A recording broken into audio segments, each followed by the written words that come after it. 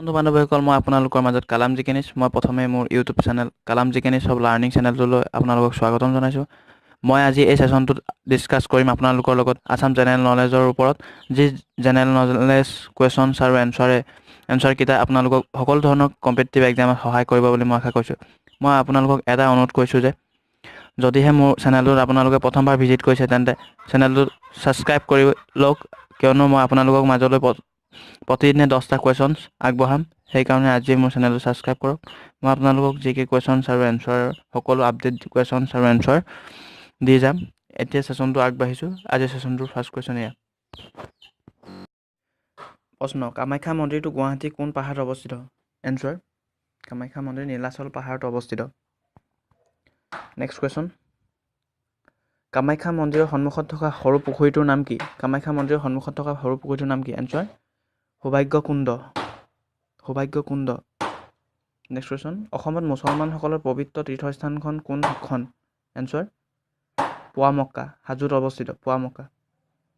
Next question: পঞ্চপীৰৰ দৰগাহ অসমৰ ক'ত অৱস্থিত? এনসাৰ: পঞ্চপীৰৰ দৰগাহ অসমৰ ধুবুৰীত অৱস্থিত, ধুবুৰী জিলাত অৱস্থিত। নেক্সট কুৱেশ্যন: গুৱাহাটীত নিৰ্মাণ কৰা ভগৱান ভেংকটেশ্বৰৰ মন্দিৰটোৰ নাম কি? এনসাৰ: তিৰুপতি বালাজী মন্দিৰ। ইম্পৰ্টেণ্ট হয় বহুতো। নেক্সট কুৱেশ্যন: মহাভৈৰৱ মন্দিৰ ক'ত অৱস্থিত? এনসাৰ: মহাভৈৰৱ মন্দিৰ তেজপুৰত অৱস্থিত। নেক্সট কুৱেশ্যন: নৱগ্ৰহ মন্দিৰটো কোন চনত নিৰ্মাণ কৰা হৈছিল? নৱগ্ৰহ মন্দিৰটো কোন চনত নিৰ্মাণ কৰা হৈছিল? এনসাৰ: 1762 চনত নিৰ্মাণ কৰা হৈছিল। 52 চনত নিৰ্মাণ কৰা হৈছিল। কোন চনত অসমীয়া ভাষাটো ৰাজ্যিক ভাষাৰূপে স্বীকৃতি পাইছিল? এনসাৰ: 1961 চনত ৰাজ্যিক ভাষাৰূপে স্বীকৃতি পাইছিল।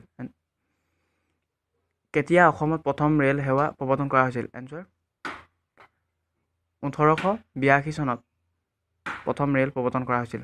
নেক্সট কুৱেশ্যন: কোন চনত মহাত্মা গান্ধী অসমলৈ আহিছিল? এনসাৰ: 1921 চনত মহাত্মা গান্ধী অসমলৈ আহিছিল প্ৰথমবাৰৰ বাবে। যদি আপোনালোকৰ বাবে ভিডিঅ'টো ভাল লাগিল তেন্তে প্লিজ চেনেলটো ছাবস্ক্ৰাইব কৰিব আৰু বেল আইকনটো প্ৰেছ কৰিব আৰু লাইক কৰিব আৰু যিমান পাৰে বন্ধু বান্ধৱীসকললৈ শ্বেয়াৰ কৰিব, কিয়নো এই জিকে কুৱেশ্যনছ কিটাই আপোনালোকক সহায় কৰাৰ লগতে আপোনালোকৰ বন্ধু বান্ধৱীসকলেও সকলো ধৰণৰ এক্সামত সহায় কৰিব। সকলো জিকে কুৱেশ্যনছ আৰু এনসাৰৰ নটিফিকেশ্যন পাই থাকিবলৈ আজিয়ে মোৰ চেনেলটো ছাবস্ক্ৰাইব কৰক আৰু যিমান পাৰে লাইক, কমেণ্ট, শ্বেয়াৰ কৰিব। থেংকছ ফৰ ৱাচিং। Thank U.